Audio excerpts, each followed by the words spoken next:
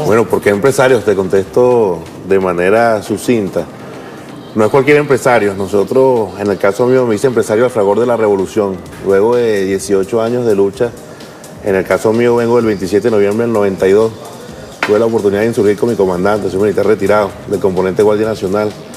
Pero en este transcurso de estos 25 años me pude formar en revolución académicamente y tuve la oportunidad de en revolución entender y atender lo que es el sistema social, los sistemas socioproductivos, la correlación de fuerzas entre lo que fue la Asamblea Nacional Constituyente del 99, que contempló una serie de premisas de cara a los sistemas productivos, de cara a la ley orgánica del Poder Popular, pero que en este 2017 necesitamos actualizarla, fortalecerla y reivindicar ciertas condiciones sociales que en aquel entonces se percibieron como una premisa general, pero que hoy en día necesitan ser fortalecidas de cara a los nuevos tiempos que tienen que emprender la República, de cara a los procesos productivos, de cara a la internacionalización de nuestras materias primas, de nuestros logros en materia de condiciones económicas que tienen que ver con la producción, con el trabajo, con el crecimiento, con la tecnología, con la transferencia tecnológica.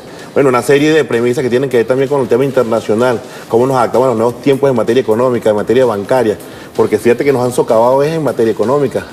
La guerra económica ha socavado diferentes niveles, en lo social, en lo cultural, pero los empresarios que entendimos el porqué del 99, entendemos en el 2017 que tenemos que consolidar muchas otras batallas de cara a los próximos 50 años, como lo decía mucha gente de nuestro buró y de nuestro comando Zamora.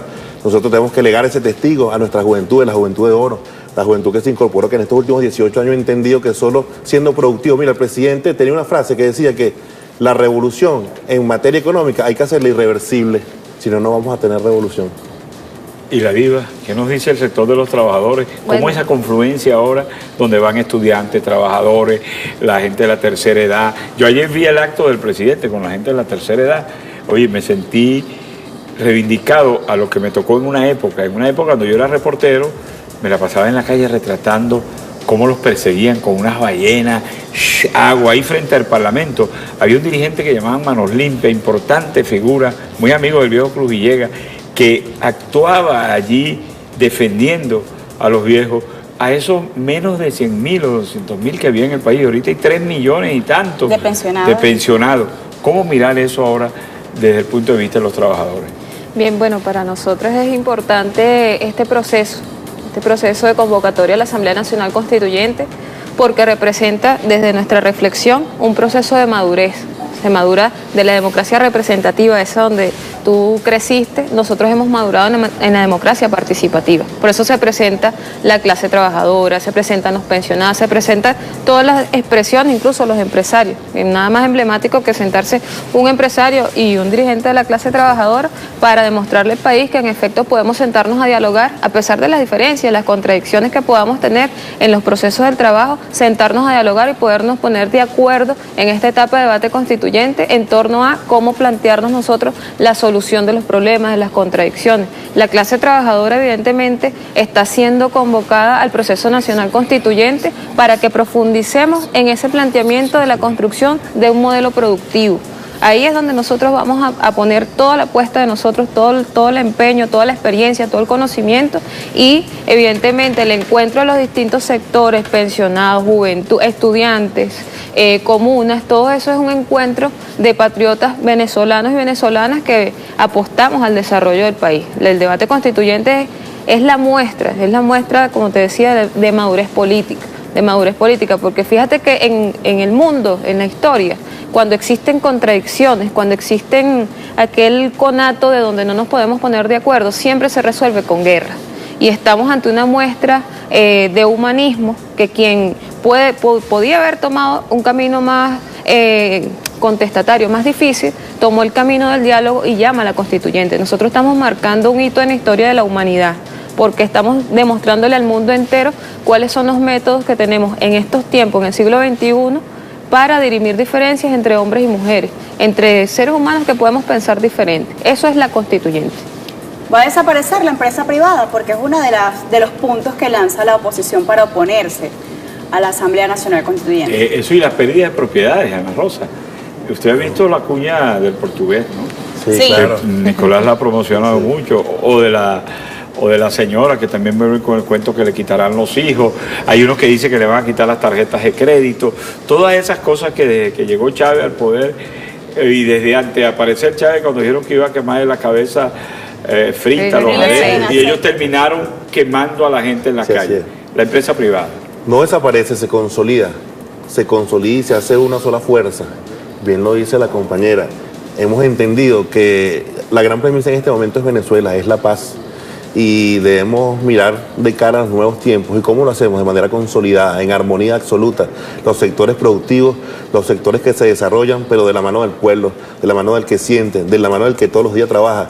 Pero ¿cómo lo hace el empresario? Con ellos. Ellos son la savia, la sangre de la vida, lo que le da verdadera sentido de posesión a las industrias, a las empresas, a los espacios productivos, desde el emprendimiento, desde la casa, porque no solo desde las industrias y las empresas se es productivo, desde el hogar también se es productivo, pero ¿dónde se consolidó ese criterio? Bueno, se consolidó en Revolución, antes no existía, antes las personas que estaban en su casa no eran productivas, tenías que estar en una nómina para ser productivo. Nosotros entendimos que hay diferentes maneras de tener procesos productivos, desde el emprendimiento, desde la consolidación de ciertos financiamientos que la República ha puesto a la mano de esas personas que están creando, que están innovando. Entonces, se consolida la empresa privada. Evidentemente, de cara a esta Asamblea Nacional Constituyente, quienes estaremos allí, estaremos fortaleciendo la consolidación de la empresa privada, del poder popular, pero también del crecimiento internacional. Que sea esa visión latinoamericana, esa visión sur-sur, esa visión geopolítica de globalización, de que nuestras fuerzas productivas pueden alcanzar diferentes sistemas económicos siendo productivos, siendo eficientes. Miguel, nosotros estamos en varios esquemas de integración a nivel latinoamericano, bueno, también a nivel mundial, presidimos la Comisión de los Países No Alineados, entre otros, ¿no? Pero de cara al Mercosur, por ejemplo, hay muchas personas que ahora en su casa han decidido darle la vuelta a la crisis y producen, bien lo comentaba, produce la pequeña y mediana industria, pero también en emprendimientos locales. ¿Cómo apoyar a estas personas que han decidido emprender indistintamente de la posición política que tienen en pro de la estabilidad y el crecimiento del país? Bueno, eso hay que hacerlo constitucional. Hay unas premisas y una de ellas que utilizaba mucho mi comandante era la autocrítica. Hay cosas que no han funcionado y tenemos que ser autocríticos. Entonces hay que constitucionalizar el apoyo financiero al emprendimiento, no está contemplado. Hablamos de los derechos socioeconómicos, hablamos de los derechos económicos, hablamos de los regímenes socioproductivos, pero no lo explicamos, no está basado adjetivamente. Entonces eso debemos consolidarlo, debemos hacerlo constitucional, porque en el 99 hubo un gran enunciado de lo que iba a ser, pero en el 2017 hay que profundizarlo, hay que consolidarlo, hay que hacerlo realidad, hay que compaginar el verbo con la acción. A eso nos llamó el comandante, el verbo con la acción. Y Nicolás lo ha demostrado en diferentes escenarios, pero la constituyente es el escenario propicio para que eso se consolide y se haga constitucional. Fíjate, hay algo que preocupa a los trabajadores, la estabilidad laboral.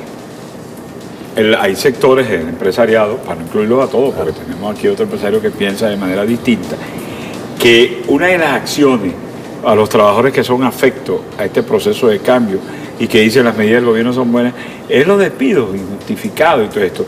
Durante mucho tiempo, y creo que todavía hay un decreto de estabilidad laboral y todo, pero a los cuales no le paran mucho también y siguen despidiendo a la gente. ¿Cómo de la constituyente podemos lograr un rango constitucional a la estabilidad laboral?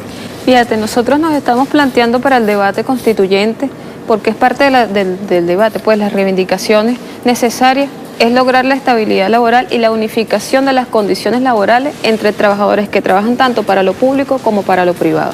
Yo creo que esas odiosidades deben ser superadas, donde evidentemente hay un nivel de inestabilidad para los trabajadores de lo privado, que son incluso en su mayoría más explotados que los trabajadores públicos. Nosotros estamos apostando dentro de la administración pública, que es una deuda que tenemos y una autocrítica, como decía el compañero, que debemos aplicar a la superación de esa figura odiosa del contratado, logrando construir... Los tercerizados, que llaman. Los tercerizados en el caso de los compañeros que subcontratan en las empresas, que también se da ese fenómeno dentro de la administración pública. Pero la figura del contratado, para superar eso necesitamos consolidar un sistema de ingresos a la administración pública, a la condición de trabajador, que supere esa trampa que nos deja la figura de los contratados. Nosotros estamos apostando a eso, porque el estímulo incluso de la reivindicación de la estabilidad laboral estimula una nueva cultura del trabajo, que es lo que necesitamos construir. Y para eso también planteamos que se debata la homologación de las condiciones laborales tanto en la empresa pública como en la privada. porque evidentemente somos trabajadores, esa es la condición primaria. Nos queda solamente un minuto, pero hay una de las leyes que más impulsó el comandante Chávez, que es la ley de simplificación de trámites administrativos, que beneficia sin duda no solamente al trabajador en la administración pública, sino también a los empresarios que realizan, a los ciudadanos que realizamos trámites ante la administración. ¿Cómo hacer para que esa ley tenga también rango constitucional y se pueda dejar allí constancia?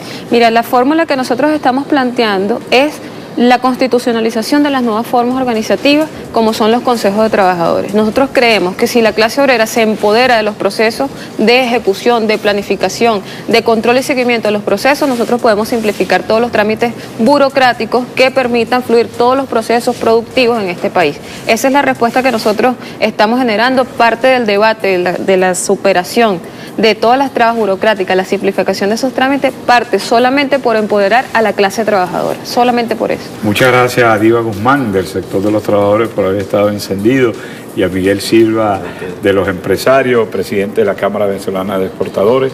Y bueno, le deseo éxito. Tu número es el 17. 17 y el número tuyo. 1. 1 por la plancha. Bueno, y me saludas a JS. Claro que sí. Vale, gracias, un placer, vale. Gracias. Un placer.